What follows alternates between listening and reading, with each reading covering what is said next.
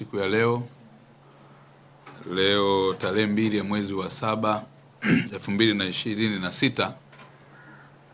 nimeona ni vema nitoe ufafanuzi kuhusu msingi na utaratibu unaopaswa kufuata kwa mujibu wa katiba na sheria kuhusu mikutano ya hadhara, maandamano na mikusanyiko.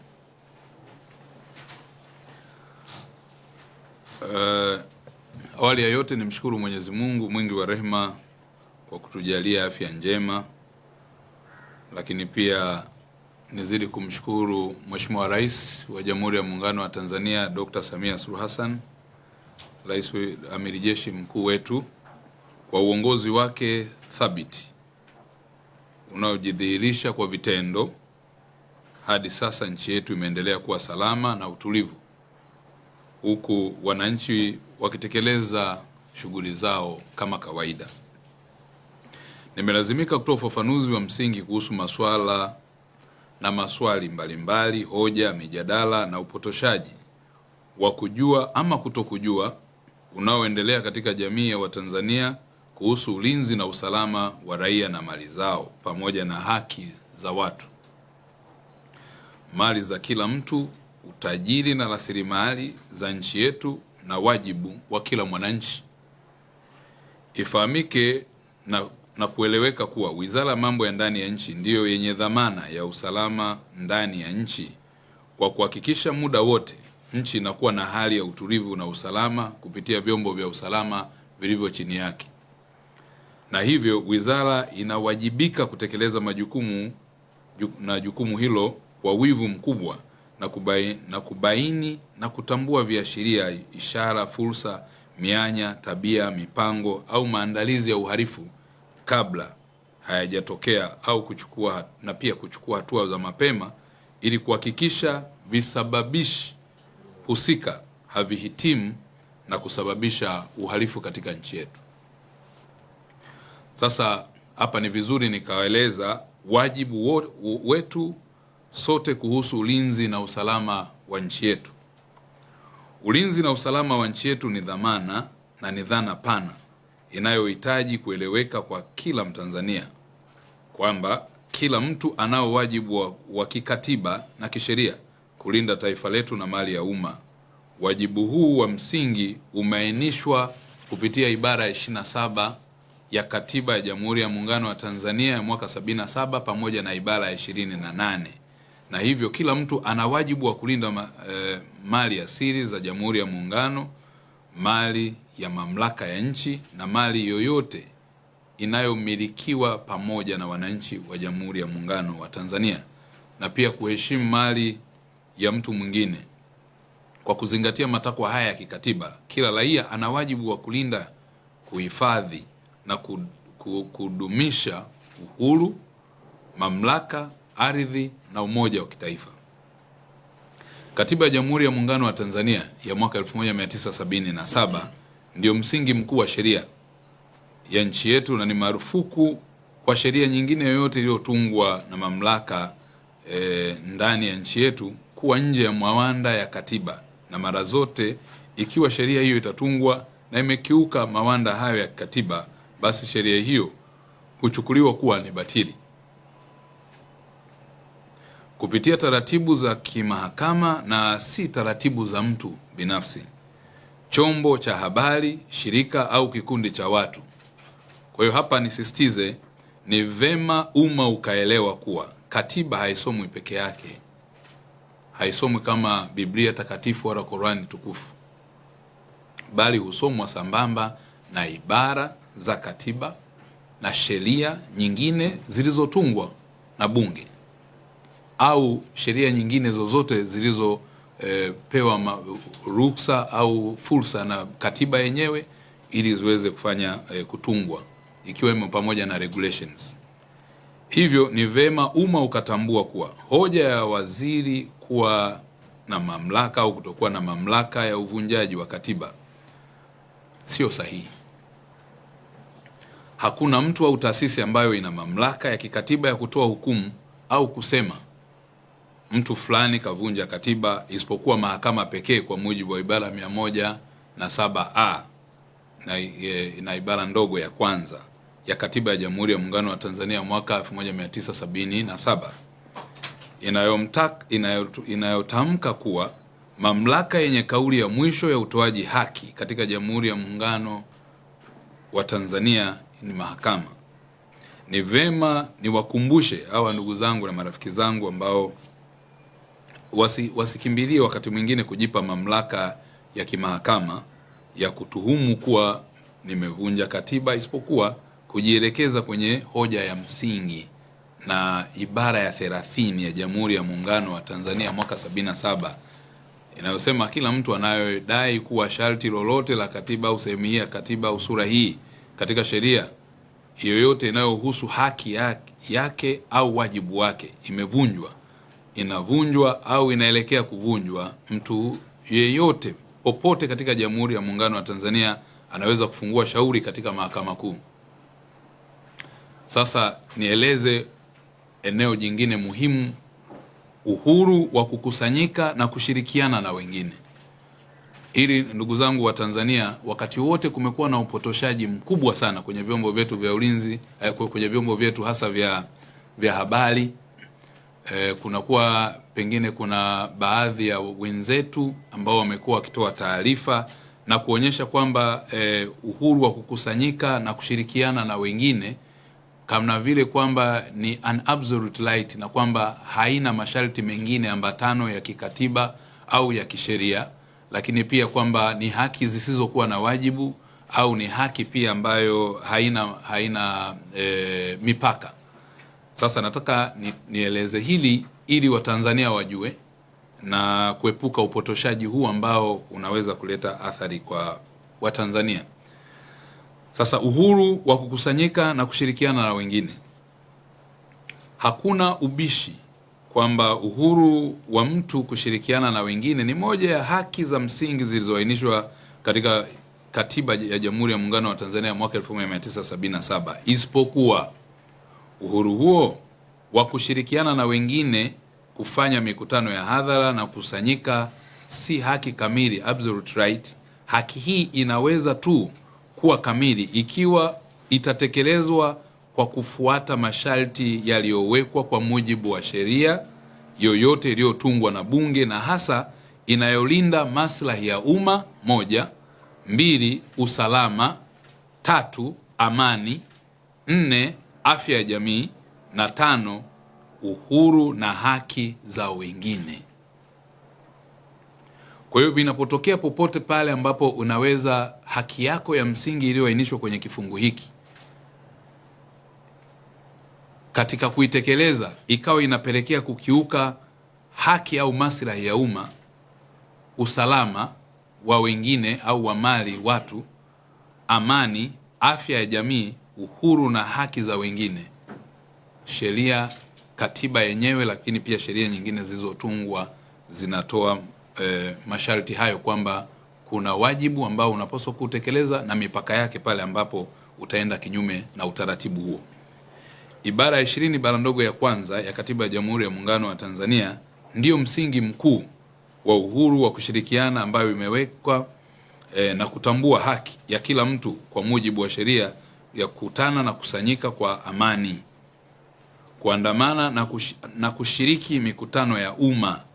Ibara hii imebainisha kuwa kila mtu anastahili kuwa huru bila ya kuathiri sheria za nchi,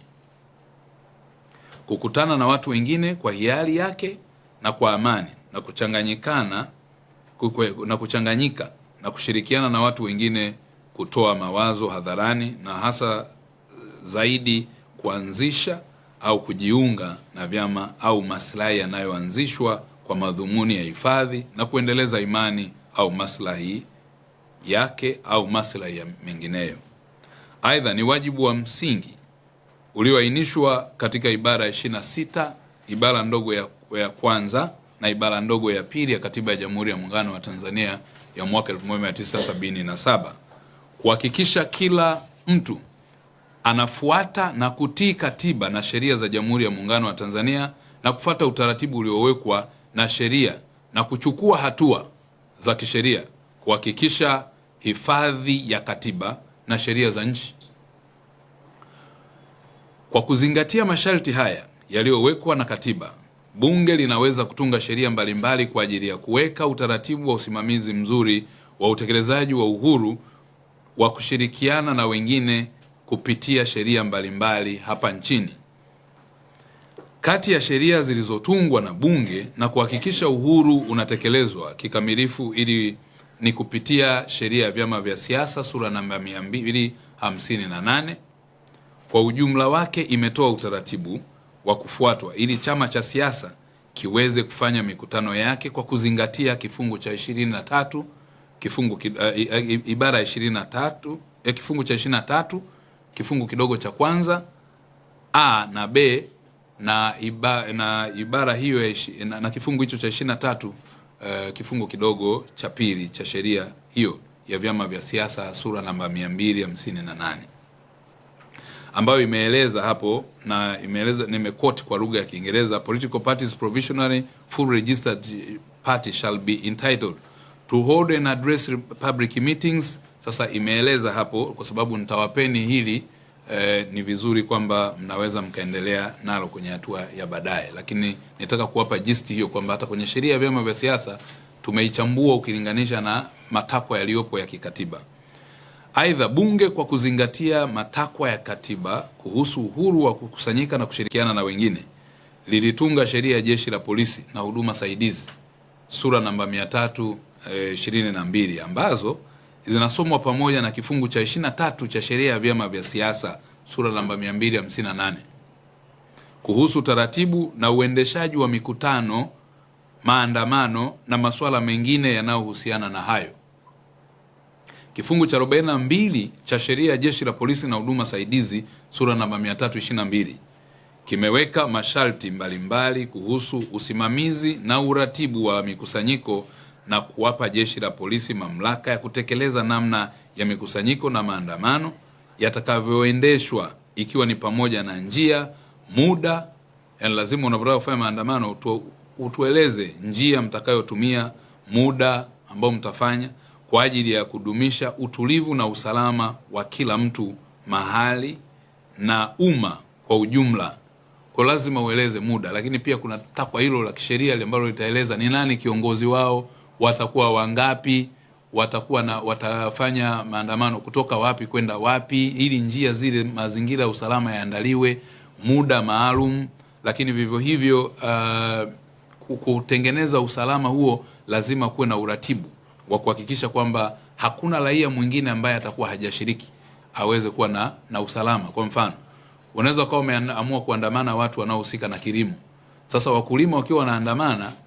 ili wasizuie shughuli za mafundi ujenzi, wasizuie madereva, wasizuie wafanyabiashara, wasizuie walimu, wasizuie waandishi wa habari na watu wengine kufanya majukumu yao, wale ambao hawahusiki na jambo hilo. Kwa hiyo kama ni hivyo, ndivyo maana sheria inasema kwamba ni vizuri sasa kutambua kwanza kiongozi, lakini pili kupeleka taarifa, wala sio kibali au kuomba ruhusa, ni taarifa kwamba bana, sisi fulani na fulani au ni kiongozi fulani au ni taasisi fulani tunataka kufanya maandamano kwenda sehemu fulani, na sababu zetu ni hizi, na viongozi ni hawa, au idadi itakuwa ni watu fulani, na tutatoka pointi A kwenda pointi B kupitia hapa kwenda mpaka pale, ili shughuli nyingine za kiserikali zisisimame, za wananchi zisisimame, na usalama wao kuweza kudumishwa zaidi. Ndio utaratibu tulionao sasa wa kikatiba, wa kisheria na kikanuni, na kwa utaratibu uliopo wa sheria za ulinzi na usalama.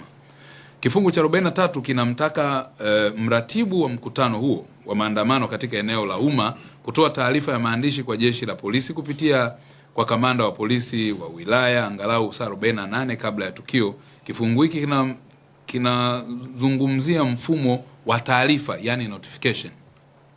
Vifungu vya 44 na 45 vinaruhusu polisi kuvunja mkusanyiko au maandamano yanapokuwa yana vurugu, yanahatarisha usalama wa umma au yanakuwa kinyume na sheria. Kifungu cha 46 kinaweka adhabu kwa waandaaji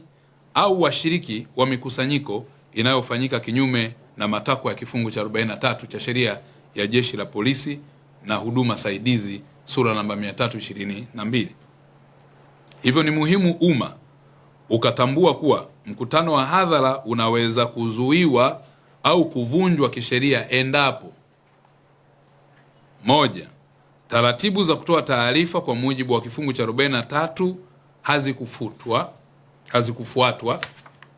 Mbili, upo ushahidi na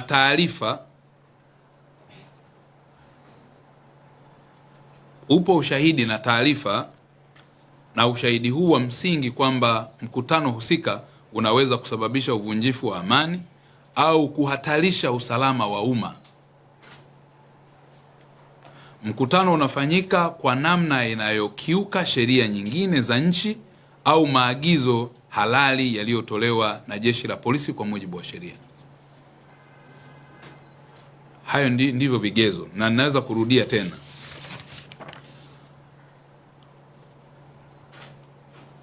Ni muhimu umma ukatambua kuwa mkutano wa hadhara unaweza kuzuiwa au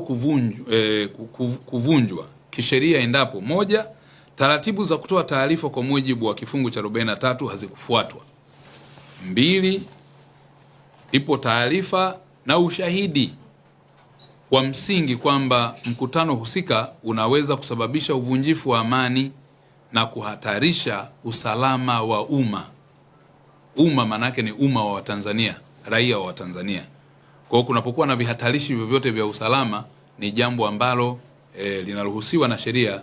kufanya kuweza kuingilia kati na kuhakikisha kwamba usalama wa umma, raia na mali zao au mali za nchi zinaweza kusimamiwa. Na tatu, mkutano utafanyika kwa namna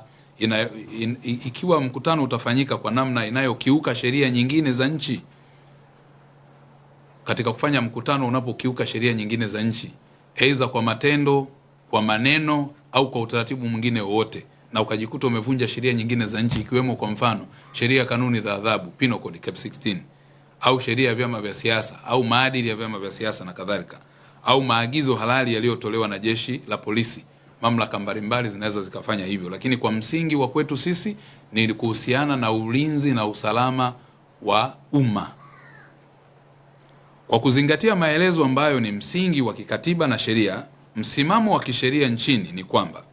haki ya kufanya mikutano ya hadhara ni haki ya kikatiba, lakini utekelezaji wake unaweza kuwekwa chini ya masharti ya sheria yanayolenga kulinda usalama, utulivu wa umma na haki za wengine. Masharti haya yanapaswa kutumika kwa mujibu wa katiba na sheria zilizotungwa na Bunge. Sasa nitoe utaratibu kwa mujibu wa sheria. Utaratibu wa maandamano na mikusanyiko ya hadhara kikatiba na kisheria. Usimamizi na utaratibu wa maandamano na mikusanyiko ya hadhara hapa nchini unasimamiwa na sheria ya Jeshi la Polisi na huduma saidizi sura namba 322 kwa kuzingatia matakwa ya vifungu vya 42, 43, 44, 45 na kifungu cha 46 cha sheria husika niliyoitaja. Kwa kuzingatia matakwa ya vifungu vya 42, 43, 44 na 45 na 46, utaratibu wa maandamano na mikusanyiko ya hadhara ni sharti izingatie masharti yaliyomo katika kifungu cha 42 yanayotoa mamlaka kwa Jeshi la Polisi kusimamia na kuratibu mikusanyiko ya aina yoyote hapa nchini. Sambamba na kifungu tajwa awali, kifungu cha 43 kimetoa masharti kwamba mtu au waandaaji wanaotaka kufanya mikusanyiko au maandamano katika eneo la umma wanapaswa kuwasilisha taarifa ya maandishi, written notification, kwa mkuu wa polisi wa eneo husika na kamanda wa polisi wa wilaya angalau saa 48 kabla ya tukio, na taarifa husika inatakiwa kutolewa ikiainisha: moja, mahali na muda wa mkusanyiko; mbili, madhumuni ya mkusanyiko au maandamano; tatu, taarifa nyingine zinazoweza kuhitajika kwa mujibu wa sheria. Hivyo baada ya taarifa husika kuwasilishwa, waandaaji wa mkutano au maandamano wanaweza kuendelea na maandalizi, isipokuwa tu pale mkuu wa polisi, kamanda wa polisi wa wilaya au mkoa, inategemeana na eneo, atapotoa amri ya kusimamisha, yani stop order, ikiwa atabaini kuwa mkutano au maandamano tajwa yanaweza: 1, kuvunja amani; 2, kuhatarisha usalama wa umma; 3, kuathiri amani na utulivu wa umma; na 4, kutumika kwa madhumuni yasiyo halali. Pia kifungu cha 44 kimeainisha mamlaka ya jeshi la polisi ya kusimamisha au kuvunja mikusanyiko au maandamano ikiwa kuna sababu za msingi kuwa ikiwa mkutano au maandamano yataendelea yanaweza kusababisha au kuvunja amani au kuhatarisha usalama, amani na uharibifu wa rasilimali za umma. Vile vile kifungu cha 45 kimeweka utaratibu kwamba ikiwa watu watatu au zaidi waliokusanyika watakataa kutii amri halali iliyotolewa kutawanyika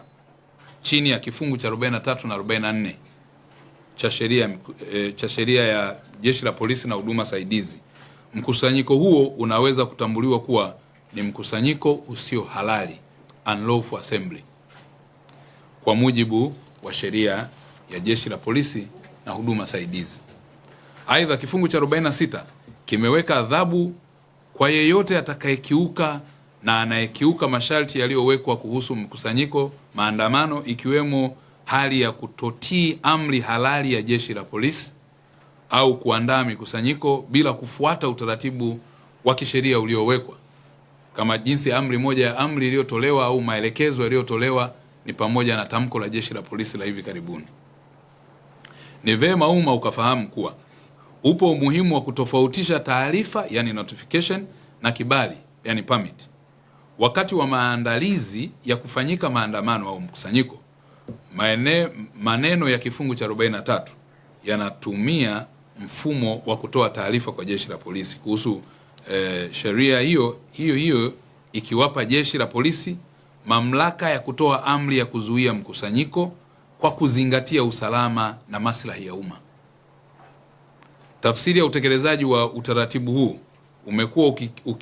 ukijadiliwa katika maamuzi ya mahakama na mijadala ya kisheria kuhusu haki ya kukusanyika kwa amani chini ya katiba, na mara zote imebainika kuwa haki hii imeambatana na wajibu na masharti ya kikatiba na kisheria ili kutoathiri na kutokuingilia haki za wengine, kama inavyoelezwa katika ibara ya 29 ibara ndogo ya 5 ya Katiba ya Jamhuri ya Muungano wa Tanzania, inayoainisha kwamba ili watu wote waweze kufaidi, nasisitiza kurudia hapa, ibara 29 ibara ndogo ya 5 ya Katiba ya Jamhuri ya Muungano wa Tanzania inasema, ili watu wote waweze kufaidi haki na uhuru vilivyotajwa na katiba hii, kila mtu ana wajibu wa kutenda na kuendesha shughuli zake namna ambayo haitaingilia haki na uhuru wa watu wengine au maslahi ya umma. Kwa hiyo kundi fulani lilikuwa linatekeleza wajibu wake na kutenda hiyo au kutekeleza haki ambayo ipo kikatiba, ni marufuku na hairuhusu katiba yenyewe na sheria nyingine zilizotungwa kuingilia haki za watu wengine ambao hawahusiki na swala la maandamano, hawahusiki na swala la mikutano, hawahusiki na chochote. Kwa hiyo kuingilia haki za watu wengine au maslahi ya umma, hilo ni kosa, linakataza au ni katazo la kikatiba na kisheria. Pia uhuru, haki, wajibu na mipaka ya haki imeainishwa vema katika ibara ya 30 ya katiba.